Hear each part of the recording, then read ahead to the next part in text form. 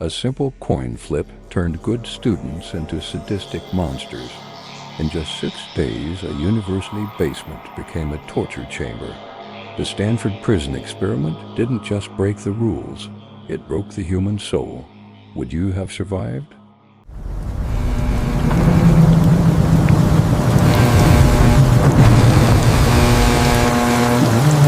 To understand the madness, we must go back to August 1971, Palo Alto, California. It was a sunny Sunday morning, but darkness was coming. Police sirens cut through the silence of the suburbs. Neighbors watched from behind their curtains as real police cars screeched to a halt. Students, still in their pajamas, were thrown against the hoods of police cars. Legs spread, handcuffed, read their rights. This wasn't a script. It was the first shock of Professor Philip Zimbardo's experiment. He didn't just want volunteers. He wanted victims. He wanted to strip away their identity before they even reached the prison. Once they arrived at the basement of Stanford University, the ritual of degradation began. They were stripped naked. They were sprayed with a chemical powder for lice alii, designed to make them feel filthy. Then they were given the uniform, a dress with no underwear, a heavy iron chain around their right ankle, and a number. No names, just numbers. The student was dead. The prisoner was born. The first day was quiet, too quiet. But by the second morning, the illusion of civilization collapsed. The prisoners rebelled. They ripped the numbers off their uniforms and barricaded the cell doors with their beds. They taunted the guards. It was a revolution. But the guards did not negotiate. They retaliated with brutal force. They grabbed fire extinguishers and shot freezing carbon dioxide through the bars. A white fog filled the dungeon. In the chaos, they broke into the cells, stripped the prisoners naked again, and removed their beds. Then they used a weapon more powerful than force: psychology. They created a privileged cell. They took the 3 leaders of the rebellion and gave them good food, while the others starved. Suspicion spread like a virus. The prisoners started whispering, "Are they traitors? Are they working with the guards?" The solidarity was broken. The guards had successfully divided and conquered. Power is a drug, and one guard, Dave Eshelman, overdosed on it completely. He decided to play a character.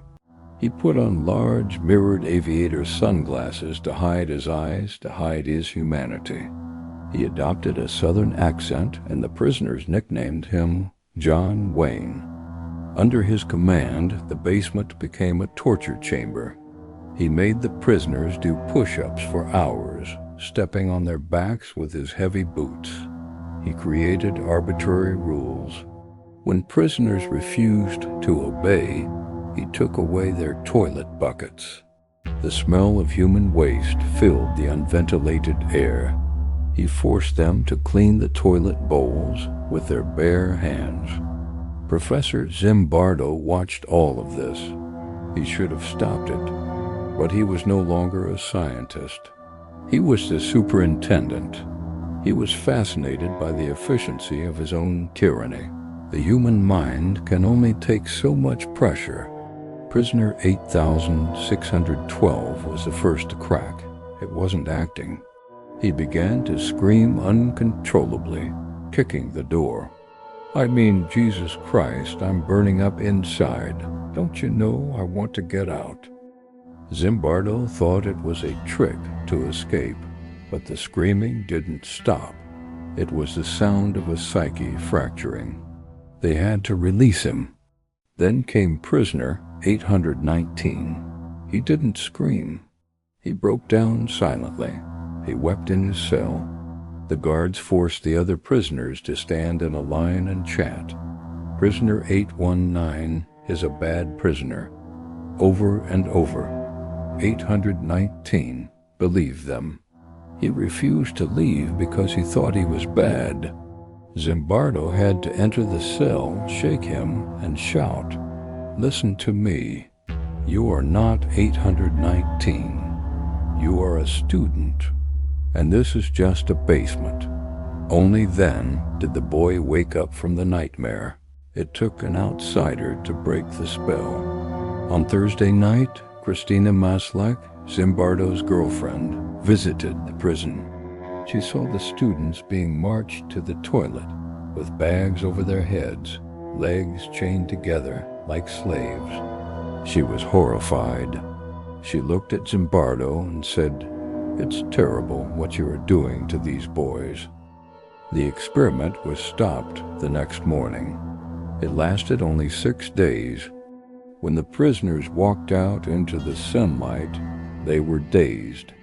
The guards were angry. They had lost their absolute power. The Stanford prison experiment taught us a terrifying lesson. The line between good and evil is not fixed. It is permeable. Put a good person in a bad system, give them a uniform and unchecked power, and the monster inside them wakes up. The question isn't who is evil, but when will you become them?